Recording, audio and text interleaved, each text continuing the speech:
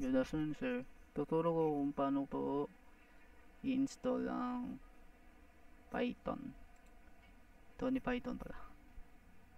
Una pong gagawin, punta po kayo sa Google Chrome.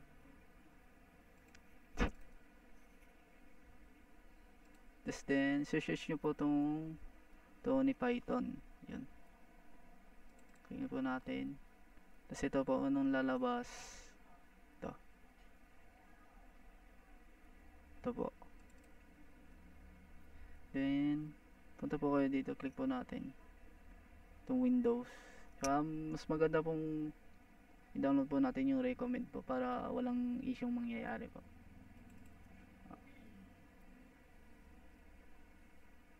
Wait lang po natin. May naka-install na pa po pala. Done. Next po. Ay, wait. Continue download ito.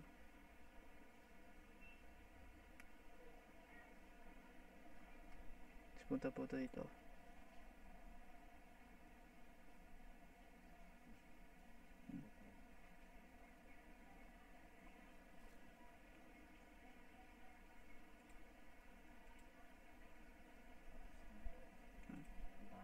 Punta po tayo dito sa this PC po.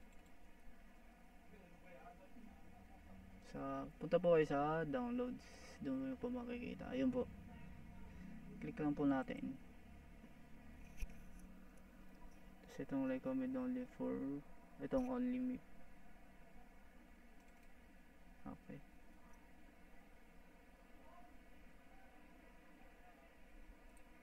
Okay. Next lang po natin. Accept po. Ganun. Yan. Next lang po. Sige, yes lang. Yan.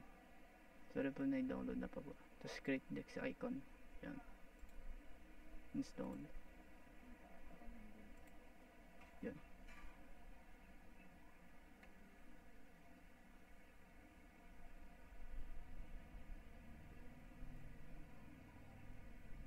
Yung po ay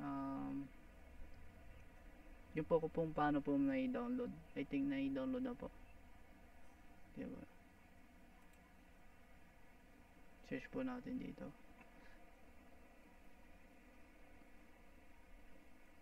Ay, wala pa. Ayun. Na-download na.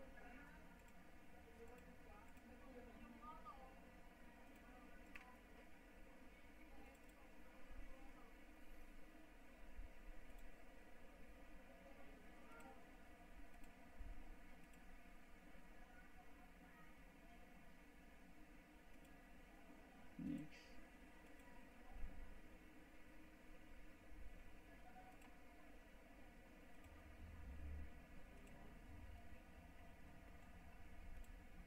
Yun. Ganun lang po. Next lang po.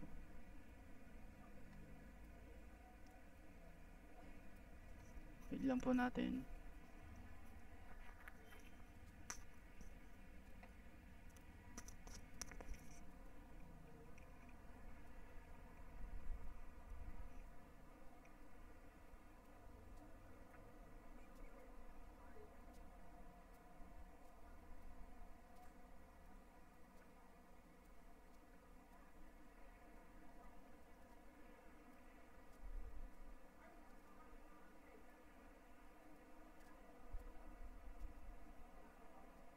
Ayun.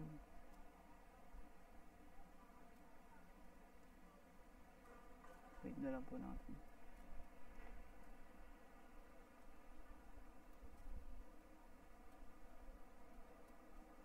Ayun. Pindutin nyo po yung finish. Okay. Then, ayun na po. Nagpakita mo po siya sa icon niya po. Yan po. Play po natin. And try po natin.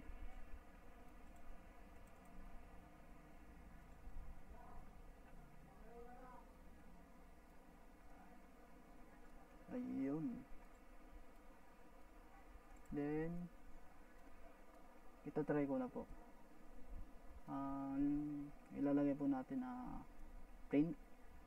Ay, sorry, nakakaps lang. Print, yan. Pwedeng may space or wala. Bigyan po natin space. Then, type po natin kung ito, yan. Lagyan po, testing po natin, lagyan ng hello world. Yan. Tapos type po natin itong name. Ay, nakakaps na ulit, sorry.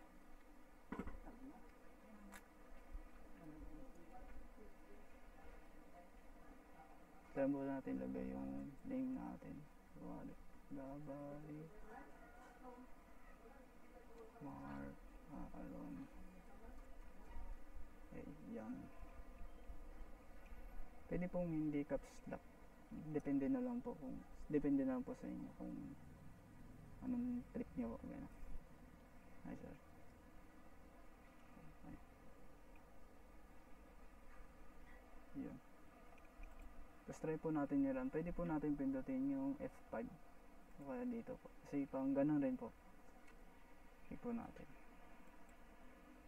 Yun po. Luwas na po. Ito na po kung paano po i-download. And then, example po kung paano po gamitin. Yun lang po. Thank you po.